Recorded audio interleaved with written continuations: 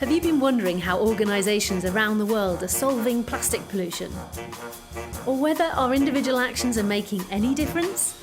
Or even how to get something going yourself? Tune in for conversations with me, Nat, founder of City to Sea, and my inspirational guests from around the world.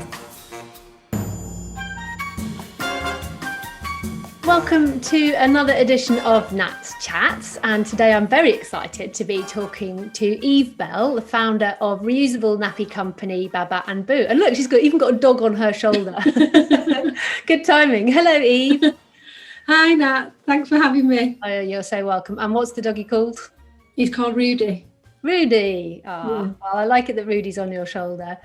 So really good to have you here today. And we haven't done a Nat's Chats that's kind of focused on parenting and plastic-free parenting, and particularly around reusable nappies. So it's really nice to be able to talk to you about that today.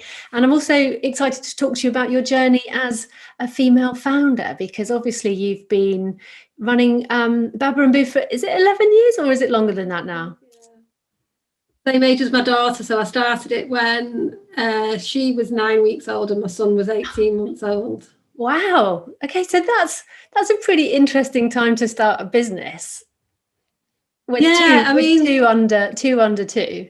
It isn't. It kind of saved me in a way, because I'd worked ever since I was 13, and then I kind of had two children in quick succession. Didn't go back to work because of nursery costs, but needed something for me and my brain. I wasn't used to not working. Yeah. So I kind of used it as my life had already changed dramatically. So I kind of thought, well, let's have a go at doing this. I sometimes think that maternity leave is a good time to start a business because your mindset has changed and you've got this new drive and purpose to provide for your children, and being in control of their destiny and you know, supporting a family in a way. I found it the perfect timing, even though people say you must have been mad, but it wasn't that way for me. I relate to it because I remember in the wee hours breastfeeding my son. I mean, we're going back 18 years now, but I remember having so many creative ideas, and I think I'd also been derived a lot of meaning from my work, and I think it was around when he was around 18 months old that I really started to sort of want to do something. But I remember coming up with like new breastfeeding jumpers and having them made up and kind of doing that. So what was it about nappies that why did you land on nappies at that time? Well, I had quite a good job as a buyer, so I went into nappies because of trying to save money. So I'd lent some off my friend, and I think with most parents... You were trying to save money as a parent? Yes. Yeah. That's how I'd got into nappies, for using them for my daughter. I didn't use them for my son. I didn't even know they existed then, really. And then, as most parents, they become advocates of reusable nappies because you think that they're really hard to use, because that's what's out there. Oh, you're really hard to use, because our parents used them. And it was the washing and the scrubbing and the drying, and they were really hard work. And then I used them and I thought, if I can use them, then anyone can use them. And my dad is massive on waste. Like he was like a hawk watching over the bin. If you put anything in the bin, when I was growing up, it was just like, what are you doing? So putting nappies in the bin for me didn't seem like natural. I didn't like how full the bin was. And then I just thought, why are these not more widely known? And I just kind of fell into it that way, really, just by exploring the options. And because I was a buyer before I went on maternity leave and then never went back, I kind of had an in as to how to kind of start manufacturing them myself. And I just wanted to make them a little bit more mainstream. They were a bit just plain white colours. And I thought, if you make them a little bit more fashionable and a little bit more normal, then more people might use them. Hence, stopping the huge amount of disposable nappies that are out there in the world. Yeah, I mean, they are beautiful. Your range of nappies are really, really playful and vibrant. And you've stopped, is it around 20 million disposables through your customers switching to reusables? 20 million disposable nappies from being used. That must feel pretty good. It does. I'm quite humble, really. I kind of see our customers as doing the work. I see my job to provide the tools to they change. I always say, by changing the nappy, you're changing the world. Like just using one nappy a day, one reusable nappy a day stops 900 going to landfill, which is huge. So people think that using reusables is like really hard work. And I'm always like, well, it's not all or nothing. You know, if you just swap one out a day, then look at that huge difference that you'll make. If everybody did that, if every parent just used one a day, imagine the huge. Yeah. It's not just about the amount of waste that goes to landfill either. It's the resources that are used that are used to make single-use nappies. It's like they're made of 61% plastic. Yeah. There's a lot of trees that are cut down. I think it's something like 8 million trees are cut down to make single-use nappies, which is astronomical, really. A year, is that a yearly figure? Yeah. 8 million trees a year. That's just crazy. So it's the resources that people don't realise that go into making single-use nappies. Plus, then obviously you've got the huge waste issue where 8 million are thrown away every single day. So that's 8 million nappies going to landfill every single day, just in the UK alone. And then each single one takes 450 years to decompose in landfill. So I think there's a saying that if Henry VIII was using nappies, single-use nappies did still be here on the earth, which is just frightening when you think of it in that way. Yeah, and also slightly gross when you think of that as well. I mean, so I imagine quite a lot in the UK, because we've transitioned towards incineration, quite a lot are being incinerated as well. But obviously that's not good for the planet either, because of the chemicals that are released through the burning and the particles. So a study said that it was, I think it may have been in your website, you said it's 40% better for the planet using reusables, but you said there's maybe some new studies coming out to update those figures. Yeah, that was from a report from the Environment Agency back in 2008. So it's very outdated because it was based on old washing machines, old washing habits. A lot more washing machines now are much more eco-friendly. And so the UN have commissioned a life cycle analysis of the difference between single-use and reusable nappies, and also our government are working with DEFRA. So we're really excited to see what those report findings are going to find, because we think it's going to be even better. Yeah, that would be exciting, because I mean, but I imagine so much has changed as well. Even so, when I used them, I used well, actually, this would be good to talk to you about, because I used what was called biodegradable nappies, and washable nappies, reusable nappies when I was at home. I bought a set secondhand, and they were pretty leaky, but it was fine when I was at home. But I imagine 18 years on, things have improved and there's less leakage, and that they're probably easier to use and wash, I imagine. How have things changed in that time? So I mean, our nappies, for example, you put them in the washing machine and the outers come out pretty much dry, and then the inserts are, they take a few hours to dry. So it is like wash and go, really. Wow. It's not like this huge labor intensive thing that parents have to put up with. The washing machine does all the work for you. Like literally, this sounds gross, but putting some horrendous nappies in the washing machine and they can come out. It still amazes me how clean they used to come out. So what temperature do you have to wash them on? Because I'm interested, because in my book, How to Save the World for Free, I talk about putting your washing on at a lower temperature, and at 30 degrees to save energy. But obviously in the paperback version's coming out this year, and we put a caveat in there to say, unless you're washing your menstrual knickers, your period pants, or your reusable nappy. So what temperature do you recommend they're washed on? We say about 60 to get them really clean. But lots of mums will put them on 40 and they're fine. We're very much like keep it simple with our washing advice. Sometimes you'd think, looking out there on Google, you need a PhD in laundry techniques to use. It's like, just use whatever washing powder you've got there, put it on whatever wash, like, at least 40, 60 if they're really messy. And then get them out on the line and let the sun do the job, get rid of the stains. So that was a complete revelation. So there I am at what was it then, 24, with no idea that the sun acted as a stain remover. And I remember putting these nappy, you know, the liners out and the nappies out, like pretty gross and stained, and then getting them in, I was like, they're gone. Like, how did that happen? Because I just wasn't used to that. I probably wasn't even hanging my washing out before then. So yeah, that was a miracle.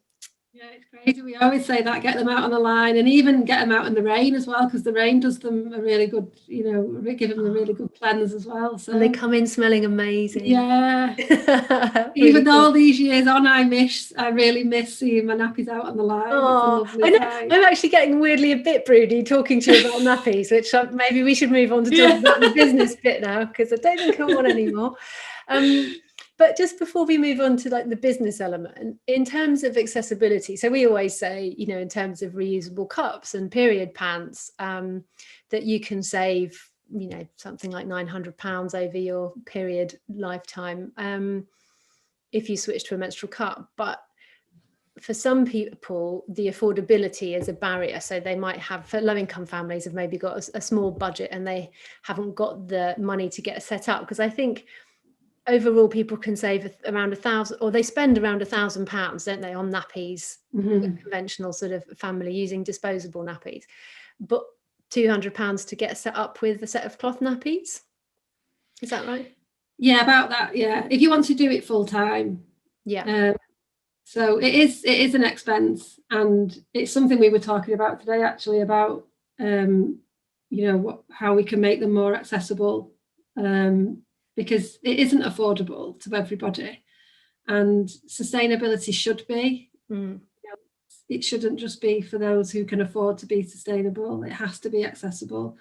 So I'm part of the Nappy Alliance, which is a coalition of nappy brands and nappy libraries and nappy retailers, and we're working with the government to introduce policies for local governments to offer incentives to lower income families, and offer voucher schemes where and there are some that do exist, like London have a great one. There's quite a few around the country, but not enough, where you can apply for a voucher. You can get up to £60 to £80 off the cost of reusable nappies. And like I said earlier, it's not all or nothing. So even if they have a few, you know, if everybody had a few, even just one, it would make a massive difference. Yeah. And I guess like I got set up with a set of secondhand ones, and there is a really good sort of secondhand scene when it comes to children's toys and nappies and clothes and everything, isn't there? So I guess that's an option as well for people who can't afford maybe to get set up with a new set. Yeah, definitely. I love the pre-love market in reusable nappies. It's really prolific. People don't like to put them in the bin. We get emails, what can I do with my nappies? Because the worst thing is the thought of a reusable nappy going in the bin. You know, it's like, oh no. I know. So I saw a menstrual cup once, and I was at a sewage works looking at all the, you know, things that had been flushed, like, you know, menstrual pads and wet wipes and stuff. And there was a menstrual cup on the pile. And I was like, I think that maybe fell down the toilet by accident. Yeah. So you call yourself an accidental businesswoman, and I can relate to that. I definitely found myself being an accidental campaigner, really, or I didn't really mean for City to See to become an environmental campaigning organisation. I just sort of took the next step in front of me with following my passion. But was that the same for you, or because you had some commercial experience before? So what was it that why do you refer to yourself as accidental? I never had any dreams of being in business, really, you know, and I still find myself out of depth with some of the decisions that we have to make. But it's exactly what you just said. I'm so passionate about what I do. And I think that comes from living in a waste-free environment. Like, literally, I was brought up zero waste. I knew nothing else. My mum fixed clothes, you know, nothing was ever put in the bin. It was always repurposed. And then, so it was just like a natural progression, really. And then the more I did it, the more passionate I got. Like, this was just meant to be something to kind of be a bit of a hobby and help me be a stay-at-home mum, but also keep my head busy. But it ended up just growing as I saw the difference we were making and the community building, I just got more and more and more passionate. And that's not changed, even though like I'm 11 years in. I just, every day I wake up with the same fire in my belly to make a difference every day. I just love what I do. That's amazing. But yeah, I definitely didn't see myself as a businesswoman. I don't sometimes now, just kind of love what I do. Yeah, well, that's the best way. And how many of you are there now in your team? Got myself and my husband. He joined last year during lockdown because he had to, because it was crazy. And then we've got four other team members that are amazing. Yeah, great. And so you just mentioned the pandemic there. Did you find that more people, how was it for you? Because I know some people, because they were at home more, were able to try things like washable period pants and menstrual pads. But did you find a similar thing for reusable nappies? Oh, completely. Because there were no nappies on the market and in the supermarket shelves, we found that reusable nappies became the new convenience. So, for years we've been trying to say, reusable nappies are great. And then all of a sudden, everyone wanted to use them. It was absolutely insane. The whole industry had a huge upturn in sales.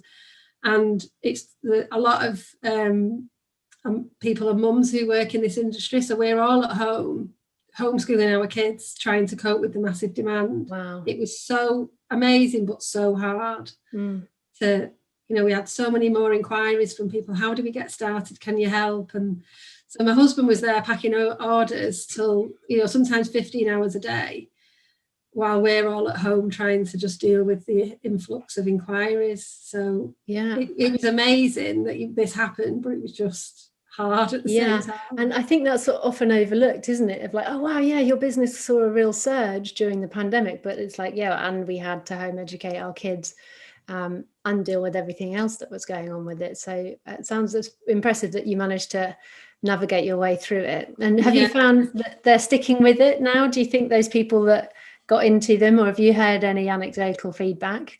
Yeah, no, I've not really. I mean, sales didn't stay at that rate. That's great, because we couldn't have coped with it at that rate that it was. But no, we've not. We've heard like a lot of people say that, we started in lockdown and we're so glad we did. We probably wouldn't have done it if it wasn't for lockdown. Yeah. So that was their, like you said earlier, it's their opportunity because they're at home. It's less daunting because people are like, what do you do when you're out and about? And that's what we always say is just try it at home first. And then once you've got your confidence, then move. Because everyone was at home all the time, everyone just went all in. Yeah, amazing. And they'll probably stick with it, even if not when they're out and about, but they'll probably stick with it when they're at home, having got used to that. And we find that people use, there's always an enabling thing, product, isn't there, that gets them into sustainability. And we found that mums and parents who hadn't even considered anything using reusable started with us, and now it's like, well, what other products can they use that are reusable? So it's like that way into sustainability. And we find that a lot of mums, they might start with wipes, like we do reusable wipes, and it's like, right, what next? Oh, reusable nappies. And then through education, they're starting to live like a more conscious choices in all that they consume. I think it was probably a step too far, wasn't it, for people who were short on toilet roll to then start using reusable wipes as an alternative to adults on the loo. I wonder if there was a little uptake there, but I think there was, just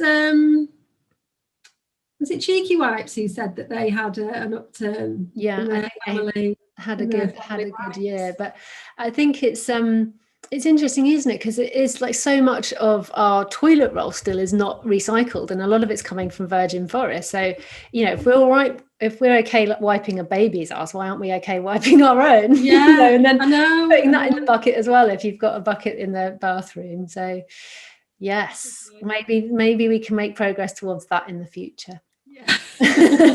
Maybe I should try it, and then I can just share the story.